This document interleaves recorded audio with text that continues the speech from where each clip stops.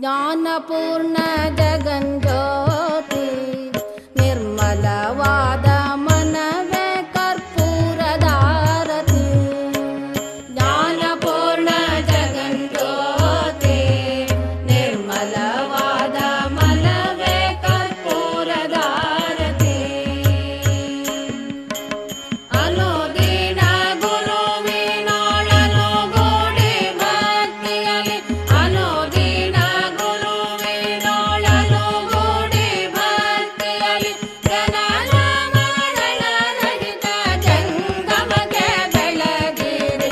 ಜ್ಞಾನಪೂರ್ಣ ಜಗಂಜ್ಯೋತಿ ನಿರ್ಮಲವಾದ ಮನವೇ ಕರ್ಪೂರದಾರತಿ.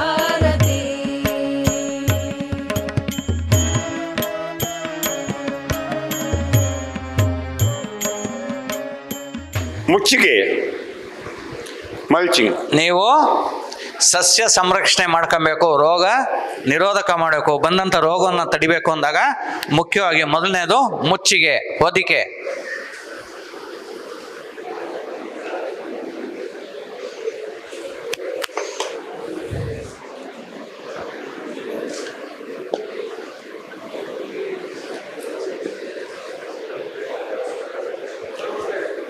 Write down. There are 3 types of the mulching.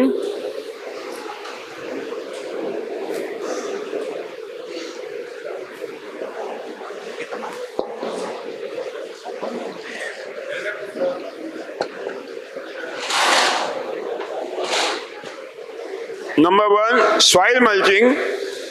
ಮುಚ್ಚಿಗೆ, ಹೊದಿಕೆ. ಮೊದಲನೆಯದು ಮಣ್ಣಿನ ಮುಚ್ಚಿಗೆ. ಮಣ್ಣಿನ ಮುಚ್ಚಿಗೆ ಕಾಣ್ತಿದೆ, ಬರೀತಾರ ನಿಮಗೆ? ಇಲ್ಲಿ ಬನ್ನಿ, ನಾನು ಸ್ವಲ್ಪ ಹಿಂದೆ ಹಾಕ್ಬಿಡಿ. ನಾನು ಇವಾಗ ಅದು ನೋಡಿದೆ, ಕ್ಷಮೆ ಇರಲಿ.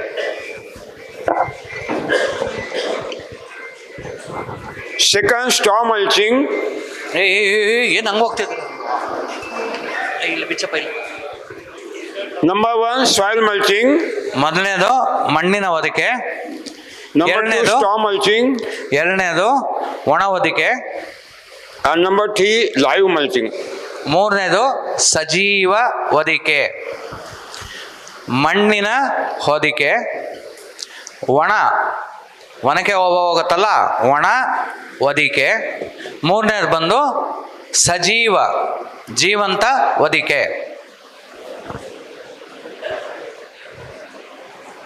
ಹಿಂದಿಯಲ್ಲಿ ಮೃದಾಚ್ಛಾದನ, ಕಾಷ್ಟಾಚ್ಛಾದನ. Soil mulching, write down. ಮಣ್ಣಿನ ಹೊದಿಕೆ. Soil mulching means cultivation of the soil. ಮಣ್ಣಿನ ಹೊದಿಕೆ ಅಂದರೆ ಮಣ್ಣಿನ ಉಳುಮೆ. ಮಣ್ಣನ್ನು ಉಳುಮೆ ಮಾಡೋದು ಸಾಯಿಲ್ ಮಲ್ಚಿಂಗ್, ಮಣ್ಣಿನ ಹೊದಿಕೆ. There are 4 causes of the cultivation. 4 ಕಾರಣಗಳು ನಾವು ಮಣ್ಣನ್ನು ಉಳುಮೆ ಮಾಡೋಕ್ಕಿದ್ದಾವೆ. Number 1, ಒಂದನೇ ಕಾರಣ to aerate the soil. ಮಣ್ಣಲ್ಲಿ ಎರೇಟ್ ಅನ್ನಕ್ಕೆ ಏನಂತಾರಪ್ಪ? Aerate ಮನೆ ಹವಾ ಗಾಳಿ ಸಂಚಾರ ಆಡೋದಕ್ಕೆ, ಸಡ್ಲ ಮಾಡೋದಕ್ಕೆ ಏನಂತೀವಿ? ಮಣ್ಣಿನ ಹೊದಿಕೆ, ಉಳುಮೆ ಮಾಡ್ತೀವಿ. ಮೊದಲನೇದು ಭೂಮಿ ಮೇ ಹವಾ ಕಾ ಸಂಚಾಲನ ಕರ್ನಾ, ಏರೇಟ್. ಮಣ್ಣಿನಲ್ಲಿ ಗಾಳಿಯ ಸಂಚಾರ ಆಗೋದಕ್ಕೆ ಮಣ್ಣನ್ನು ಸಡಿಲ ಮಾಡುತ್ತೇವೆ. ಬರ್ಕಳಿ ಆ ಕಡೆ ನೋಡಬೇಡಿ. Number 2, to conserve the maximum rainwater in the soil. ಮಣ್ಣನ್ನು ನೀವು ಸಡಿಲ ಮಾಡಿದಾಗ ಏನಾಗುತ್ತೆ? ಅತಿ ಹೆಚ್ಚು ಮಳೆ ನೀರು ಭೂಮಿಯೊಳಗೆ ಇಳಿಯುತ್ತೆ.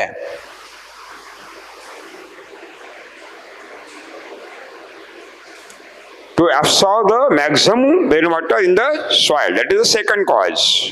ಅತಿ ಹೆಚ್ಚು ಮಳೆ ನೀರನ್ನು ಹೀರಿಕೊಳ್ಳೋದಕ್ಕೆ, ಶೇಖರಣೆ ಮಾಡ್ಕೊಳ್ಳೋದಕ್ಕೆ ಎರಡನೇ ಕಾರಣ.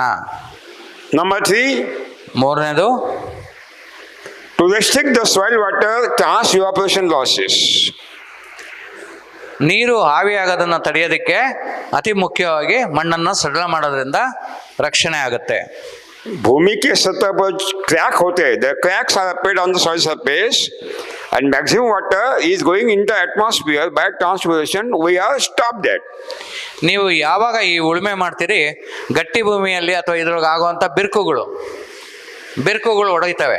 ಆ ಬಿರುಕುಗಳ ಮುಖಾಂತರ ನೀರು ಆವಿಯಾಗಿ ಹೊರಗಡೆ ಹೊರಟೋಗುತ್ತೆ. ಆ ಬಿರುಕು ಆಗದೆ ಇರೋಂಗೆ ತಡೆಯೋದಕ್ಕೆ, ನೀರು ಆವಿ ಆಗದೇನೆ ಹೋಗದೆ ಇರೋಕ್ಕೆ ಮಾಡಬೇಕಾಗಿದೆ, ನಾವು ಮಣ್ಣನ್ನು ಸಡಿಲ ಮಾಡಬೇಕು. ಅದು ಉಳುಮೆಯಿಂದ ಸಾಧ್ಯ. And four, to control the weed. Weed control. ಕಳೆ ನಿಯಂತ್ರಣಕ್ಕೆ ನಾವು ಮಣ್ಣಿನ ಉಳುಮೆ ಸಡಿಲ ಮಾಡ್ತೀವಿ.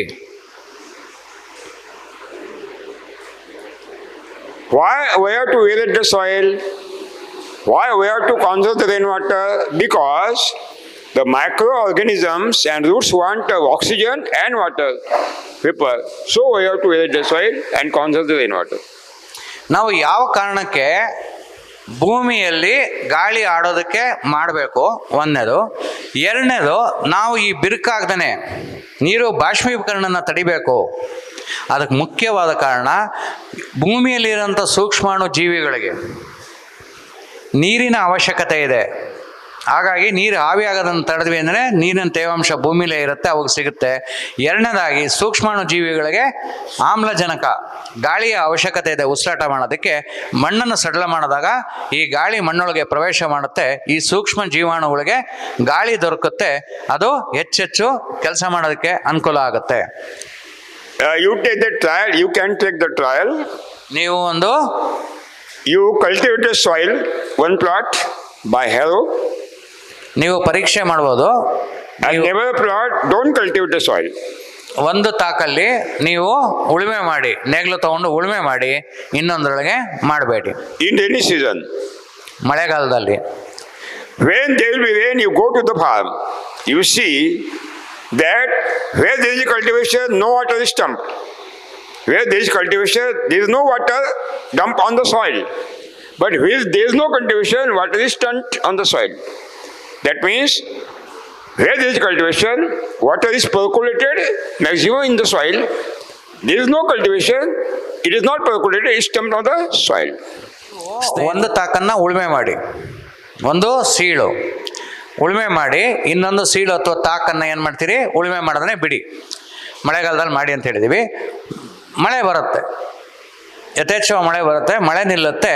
ಮಳೆ ನಿಂತ ನೀವು ಬೆಳಗ್ಗೆ ಹೋಗಿ ನೋಡಿ, ಯಾವ ಭೂಮಿಯನ್ನು ಉಳುಮೆ ಮಾಡಿ ಮಣ್ಣನ್ನು ಸಡಿಲ ಮಾಡಿದಿರಿ, ಅಲ್ಲಿ ನೀರು ನಿಂತಿರೋದೆಲ್ಲ ಸಂಪೂರ್ಣವಾದ ಮಳೆ ನೀರು ಒಳಗಡೆ ಹಿಂಗಿರುತ್ತೆ, ಇಳಿದು ಹೋಗಿರುತ್ತೆ. ನೀವೆಲ್ಲಿ ಉಳುಮೆ ಮಾಡಿರಲ್ಲೋ ಆ ನೀರು ಅಲ್ಲಿ ಪೂರ್ಣವಾಗಿ ಅಲ್ಲಿ ನಿಂತಿರೋದನ್ನು ತಾವು, ಭೂಮಿ ಮೇಲೆ ನಿಂತಿರೋದನ್ನು ತಾವು ಕಾಣ್ತೀರ. ಓಕೆ, ಅರ್ಥ ಆಯ್ತರಾ? Cultivation is to be taken in only 4.5 inch upper layer of the soil surface. ಇದು ತುಂಬ ಮುಖ್ಯ. ನೀವು ಉಳುಮೆಯನ್ನು 4ರಿಂದ 5 ಅಂಗುಲದಕ್ಕಿಂತ ಆಳವಾಗಿ ಮಾಡಬಾರದು. 4ರಿಂದ 5 ಅಂಗುಲ, ಅದಕ್ಕಿಂತ ಆಳ ಉಳುಮೆ ಮಾಡಬಾರದು. ಡೀಪ್ ಫ್ಲೋಯಿಂಗ್ ಅಂತ ಮಾಡ್ತಿರಲ್ಲ, 5 ಹಾಕ್ಬಿಟ್ಟು ಹೊಡಿತೀನಿ ನಾನು ಒಂದಡಿ ಅಂತ, ಖಂಡಿತ ತಪ್ಪು ಮಾಡಬೇಡ್ರಿ. 4ರಿಂದ ನೋಡಿ, 4 ಅಂದ್ರೆ ಇಷ್ಟೇನೆ, 5 ಅಂಗುಲ ಇಷ್ಟು, ಇದಕ್ಕಿಂತ ಆಳ ಇಳಿಬೇಡಿ. Because 92% beneficial effective microorganisms are existed in the 4.5 inch topsoil. ಇದು ಏತಕ್ಕೆ ಅನ್ನೋದು ನಿಮಗೆ ಒಂದು ಪ್ರಶ್ನೆ ಬರುತ್ತೆ. ಭೂಮಿಯಲ್ಲಿ ಇರುವಂಥ ಜೀವಾಣುಗಳು, ಉಪಯುಕ್ತ ಜೀವಾಣುಗಳು, ಸಸ್ಯಕ್ಕೆ ಬೇಕಾದಂಥ ಒದಗಿಸಿಕೊಡುವಂಥ ಜೀವಾಣುಗಳು ಏನಿದ್ದಾವೆ, 92% 92% ಆ ಜೀವಾಣುಗಳು ಜೀವಂತವಾಗಿ ಎಲ್ಲಿದ್ದಾವೆ, ಮೇಲಿನ 4.5 ಅಂಗುಲ ಮಣ್ಣಲ್ಲೇ ಇರ್ತಾವದು. ಇನ್ನು ಕೆಳಗಡೆ ಇರೋದೆಷ್ಟು, ಕೇವಲ 8%. ಹಾಗಾಗಿ ನಾವು ಉಳುಮೆ ಏನಿದ್ರು ಈ ಹಂತದಲ್ಲಿ ಮಾತ್ರ ಮಾಡಬಾರ್ದು, ಮಾಡಬೇಕು, ಅದಕ್ಕಿಂತ ಕೆಳಗಡೆ ಮಾಡಬಾರದು. And 88% micro roots, tertiary roots are existed in 4.5 inch topsoil. ಮತ್ತೆ ಈ ಆಹಾರ ನೀರು ತೊಗೊಳ್ಳುವಂಥ ಜೊಳ್ಳು ಬೇರು, ತಂತು ಬೇರುಗಳು 88% ಎಲ್ಲಿದ್ದಾವೆ, ಮೇಲೆ 4.5 ಅಂಗುಲದಲ್ಲೇ ಇದ್ದಾವೆ. ಮೇಲ್ 4 ಅಂಗ್ಲದಲ್ಲಿ ಜೊಳ್ಳು ಬೇರು, ತಂತು ಬೇರು. ಯಾವ ಬೇರುಗಳು ನೀರು ಆಹಾರ ತೊಂತವೆ ಆ ಜೊಳ್ಳು ಬೇರುಗಳು ಎಲ್ಲಿದೆ? ಮೇಲೆ 4 ಅಂಗ್ಲದಲ್ಲೇ ಇದ್ದಾವೆ. Humus is created and deposited in the topsoil, 5 inch topsoil. Humus ಜೀವನ ದ್ರವ್ಯ ಉತ್ಪಾದನೆಯಾಗಿ ಮೇಲಿನ ಮಣ್ಣು 4 ಅಂಗ್ಲದಲ್ಲಿ ಮಾತ್ರ ಅದು ಶೇಖರಣೆ ಆಗುತ್ತೆ. That means 4.5 topsoil inch topsoil is the alive soil. Saju. ಏತಕ್ಕೆ ಅಂತ ನಿಮ್ಮ ಮನಸ್ಸಲ್ಲಿ ಒಂದು ಓಡ್ತಾ ಇತ್ತು, 4 ಅಂಗ್ಲ ಮಾಡಿದ್ರೆ ಅಲ್ಲೇ ಬೇರೆ ಬರುತ್ತೆ ಇವು ಅವು ಅಂತ ತಾವು ಅನ್ಕೊಂತ ಇದ್ರಿ. ಆದರೆ ಯಾವ ಹ್ಯೂಮಸ್ಸು ಕೂಡ ಈ 4 ಅಂಗ್ಲದಲ್ಲಿ ಶೇಖರಣೆ ಆಗಿದೆ. ಈ ಜೊಳ್ಳು ಬೇರುಗಳು ಅಲ್ಲೇ ಇದ್ದಾವೆ ಮತ್ತು ಜೀವಾಣು ಸೂಕ್ಷ್ಮ ಜೀವಿಗಳು ಅತಿ ಹೆಚ್ಚು 92 ಭಾಗ ಈ ಮೇಲ್ 4 ಅಂಗ್ಲದಲ್ಲಿದ್ದೀವಿ. ಅದನ್ನ ನಾವು ಅತ್ಯಂತ ಜೀವಂತ ಮಣ್ಣು ಅಂತ ಅಂತೀವಿ. When he says Bhumata, ನೀವು ಭೂಮಾತಾ ಅಂತ ಹೇಳಿದಾಗ mother soil, that means not the stone, not the soil particle. We say aliveness as a mata. ನಾವು ಮಣ್ಣಿನ ಚೂರು ಕಲ್ಲಿನ ಕಣಗಳನ್ನ ನಾವು ಭೂಮಾತೆ ಅಂತ ಅಂತಿಲ್ಲ. ಯಾವ ಇದು ಜೀವಂತವಾಗಿ ಸಜೀವವಾಗಿ ಜೀವಂತಮಯವಾಗಿರುವಂಥ ಈ ಮಣ್ಣೇನಿದೆಯೋ ಅದನ್ನ ನಾವು ಭೂಮ್ ತಾಯಿ ಅಂತ ಅಂತೀವಿ. That means we have to cultivate the soil only 4.5 inch, ಹಾಗಾಗಿ not below the 4.5 inch. And that is happened wooden plow, wooden harrow and wooden hoe. ಹಾಗಾಗಿ ನಾವು ಮೇಲಿನ 4 ಅಂಗ್ಲದಿಂದ 5 ಅಂಗ್ಲದಲ್ಲಿ ಮಾತ್ರ ಉಳುಮೆ ಮಾಡಬೇಕು, ರಂಟೆ ಹೊಡಿಬೇಕು, ಕುಂಟೆ ಹೊಡಿಬೇಕು ಅಂತ. ಕುಂಟೆ ರಂಟೆನ 5 ಅಂಗ್ಲ ಹೊಡಿಬೇಡ್ರಿ, ಅದಕ್ಕಿಂತ ಕೆಳಗಡೆ ಹೊಡಿಬೇಡ್ರಿ ಅಷ್ಟೇ. ಸೊ ಇದನ್ನು ಇವನ್ ಬೇರೆ ಹೇಳ್ತಾನಲ್ಪ ಮರನಾ. ಇಲ್ಲಿ ಹೇಳ್ತಾ ಇದ್ದಾರೆ ನಮ್ಮ ಸ್ನೇಹಿತರು, ಮರದ ರಂಟೆ ಕುಂಟೆ ನೇಗಿಲನ್ನ ಉಪಯೋಗಿಸಿ ನೀವು ಉಳುಮೆ ಮಾಡಬೇಕು. But when you cultivate the soil by Bhasmasura tractor, Bhasmasura ಟ್ರ್ಯಾಕ್ಟರ್ನ ಉಪಯೋಗಿಸಿ ನೀವು ಉಳುಮೆ ಮಾಡ್ತಿರೋ, you are heating the top soil inside the deeper soil, and deeper soil is coming. Soil is totally altered. ನೀವು ನೋಡ್ರಿ, ಟ್ರ್ಯಾಕ್ಟರ್ ತೊಗೊಂಡು ಉಳುಮೆ ಮಾಡುವಾಗ ಆಳವಾಗಿ ಮಾಡ್ತೀರಿ. ಆಳವಾಗಿ ಯಾಕೆ ಮಾಡಬಾರ್ದು ಅಂತಂದರೆ, ಮೇಲಿನ 4.5 ಅಂಗ್ಲದ ಮಣ್ಣು, ಇಂಚಿನ ಮಣ್ಣು ಏನು ಭೂಮಿ ತಾಯಿ ಅಂತೀವೋ, ಸಜೀವ ಮಣ್ಣು ಅಂತ ಅಂತೀವೋ, ನೀವು ಆಳವಾಗಿ ಉಳುಮೆ ಮಾಡಿದಾಗ ಕೆಳಗಡೆ ಜೀವಂತ ರಹಿತವಾದ ಮಣ್ಣನ್ನು ಮೇಲ್ಗಡೆ ಹಾಕ್ತೀರಾ, ಈ ಮೇಲಿರೋ ಜೀವಂತ ಮಣ್ಣನ್ನು ಏನು ಮಾಡ್ತೀರಿ? ಕೆಳಗಡೆ ಹಾಕ್ಬಿಡ್ತೀರಿ. ಇದರಿಂದ ತುಂಬ ಹಾನಿ ಆಗುತ್ತೆ. ಅದಕ್ಕೆ ಭಸ್ಮಾಸುರ ಅನ್ನೋದು. Microorganisms are totally destroyed, humans is destroyed, everything is destroyed. ನೀವು ಯಾವಾಗ ಆ ರೀತಿ ಮಾಡ್ತೀರೋ ಅಲ್ಲಿ ಏನಾಗುತ್ತೆ? ಎಲ್ಲ ನಾಶ ಆಗ್ತವೆ. Don't utilize Bhasmasura tractor. No deep plowing, no deep plowing. If you want to cultivate soil, okay. If you want to use, because you are not bullock, the small tractor with cultivator, rotavator, not deep plowing. ಸ್ನೇಹಿತರೆ, ನೀವು ಉಳುಮೆ ಮಾಡ್ಬೇಕಾದ್ರೆ ಕುಂಟೆ ರಂಟೆ ಹೊಡೆಯಬೇಕಾದ್ರೆ bale 4 ಅಂಗ್ಲನೇ ಮಾಡಬೇಕು. ಅದನ್ನು ನೀವು ಮರದ ಕಟ್ಟಿಗೆದ ಕುಂಟೆ ರಂಟೆ ನೇಗಿಲು ಅಂತ ಅಂದಾಗ ಅದಕ್ಕೆ ಎತ್ತುಗಳು ಬೇಕೇ ಆಗ್ತವೆ. ನಮ್ಮಲ್ಲಿ ಎತ್ತನ್ನೋದಿರಲಿ, ಹಸುಗಳು ಕೂಡ ಇಲ್ಲ. ಹಾಗಾಗಿ ಅಂತ ಇಲ್ದಿರೋಂಥ ಸಮಯದಲ್ಲಿ ಈ ಭಸ್ಮಾಸುರನ್ನೇ ನೀವು ಉಪಯೋಗಿಸ್ಕೊಬೇಕಾಗತ್ತೆ. ಭಾರ ಕಮ್ಮಿ ಇರೋವಂಥ ಟ್ರ್ಯಾಕ್ಟರ್ನ ಉಪಯೋಗಿಸ್ಕೊಳ್ಳಿ. ಆಳವಾಗಿ ಉಳುಮೆ ಮಾಡಬೇಡಿ. ಮೇಲೆ 4 ಅಂಗ್ಲದಲ್ಲೇ ಮಾತ್ರ ಉಳುಮೆ ಮಾಡಿ. ಅರ್ಥ? ಇಲ್ಲಿ ಗೊಂದಲ. 1 ಸೆಕೆಂಡ್ ರಿಪೀಟ್ಸ್. ಇವಾಗ ನೀವು ಟ್ರ್ಯಾಕ್ಟರ್ನ ಭಸ್ಮಾಸುರ ಅಂದೇಟ್ಗೆ ಒಂದು ಗೊಂದಲ ಆಯಿತು. ಇವಾಗ ಟ್ರ್ಯಾಕ್ಟ್ರು ನಮ್ಮ ಹತ್ರ ಎತ್ತುಗಳಿಲ್ಲ, ಟ್ರ್ಯಾಕ್ಟ್ರು ಬಳಸಬೇಕೋ ಬಿಡಬೇಕು ಅನ್ನೋದೊಂದು ಗೊಂದಲ ಇದೆ. ಯಾವಾಗ ಎತ್ತುಗಳಿರಲ್ವ ಅಂಥ ಸಮಯದಲ್ಲಿ ಟ್ರ್ಯಾಕ್ಟ್ರು ಕಲ್ಟಿವೇಟರ್ ಮುಖಾಂತರ ನೀವು ಉಳುಮೆ ಮಾಡಿ. ಆದಷ್ಟು ಚಿಕ್ಕ ಟ್ರ್ಯಾಕ್ಟರ್ ಏನು ಬಂದಿದ್ದಾವೆ ಅದನ್ನು ಉಪಯೋಗಿಸಿದ್ರೆ ಒಳ್ಳೆಯದು. ಅಥವಾ ಈ ಹಾರ್ಸ್ ಪವರ್ ಕಮ್ಮಿ ಇರ್ತಾವೆ ನೋಡ್ರಿ, ಅದ್ರ ತೂಕ ಇವಕ್ಕಿಂತ ತುಂಬ ಕಡಿಮೆ ಇರ್ತವೆ, ಹೆಚ್ಚಿನ ಹಾರ್ಸ್ ಪವರ್ಗಿಂತ. ಅವನ್ನ ಉಪಯೋಗಿಸ್ಕೊಂಡು ನೀವು ಉಳುಮೆ ಮಾಡಿರಿ. ಆದರೆ 4 ಅಂಗ್ಲದಿಂದ ಕೆಳಗಡೆ 4.5 inches ಅದಕ್ಕಿಂತ ಕೆಳಗಡೆ ನೀವು ಉಳುಮೆ ಮಾಡಬೇಡಿ. The God has not given the capacity to the soil to accept more than 32 kg weight on 1 square feet soil surface area. ನಿಸರ್ಗವು ಭೂಮಿತಾಯಿ ಮಣ್ಣಿಗೆ ತನ್ನ ಮೇಲೆ ಬೀಳುವಂಥ ಭಾರದ ಒಂದು ಮಿತಿ ಇಟ್ಟಿದೆ. ಅದು 32ರಿಂದ 35 kg ಅಷ್ಟು ತೂಕ ಮಾತ್ರ ಒಂದು ಚದರಡಿ ಮಣ್ಣಿಗೆ, ಒಂದು ಚದರಡಿ ವಿಸ್ತೀರ್ಣದ ಮಣ್ಣಿನ ಮೇಲೆ ನಾವು ಎಷ್ಟು ಹಾಕ್ಬೋದು? 32ರಿಂದ 35 kg ತೂಕವನ್ನು ಹಾಕಬಹುದು. When you cultivate the soil by bullock driven instruments, the bullock not pressurize the soil more than 32 kg weight because their legs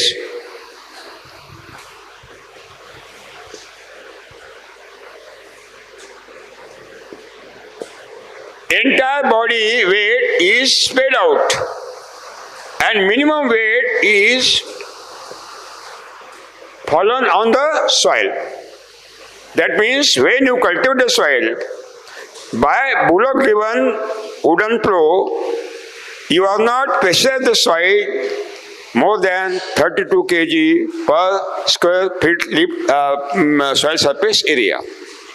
ನೀವು ಯಾವಾಗ ಕಟ್ಟಿಗೆಯ ನೇಗಿಲು ಉಪಯೋಗಿಸ್ಕೊಂಡು ನೀವು ಉಳುಮೆ ಮಾಡ್ತೀರಿ, ಮಡಕೆ ಹೊಡಿತೀರಿ, ಅಂಥ ಸಮಯದಲ್ಲಿ ಅದ್ರ ಮೇಲೆ ಮಣ್ಣಿನ ಮೇಲೆ ಬೀಳುವಂಥ ತೂಕ ಒತ್ತಡ 32 kgಗಿಂತ ಚದರಡಿಗಿಂತ ಹೆಚ್ಚಿರೋದಿಲ್ಲ.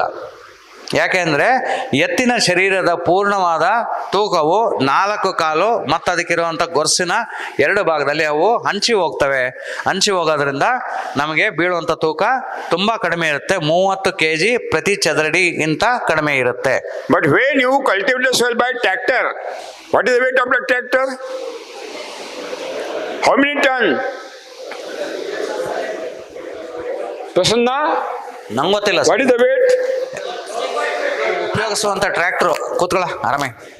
That means when you cultivate the soil by tractor, you pressurize the soil about 2 ton weight. Soil particles are coming together. The salts are coming upper, and black cotton soil become white soil, salty soil. ಸ್ನೇಹಿತರೆ, ಅತಿ ಮುಖ್ಯ And ಬರ್ಕೊಳ್ಳಿ. soil becomes very hard. Not possible to cultivate by small tractor also. Become very hard. ಸ್ನೇಹಿತರೆ, ನೀವು ಯಾವಾಗ ಈ ಟ್ರ್ಯಾಕ್ಟ್ರನ್ನು ಉಪಯೋಗಿಸ್ತೀರಿ, ಯಾವುದೇ ಒಂದು ಟ್ರ್ಯಾಕ್ಟ್ರು ಕನಿಷ್ಠ ಅಂದರೂ 2 ಟನ್ಗಿಂತ ಹೆಚ್ಚಿರುತ್ತೆ.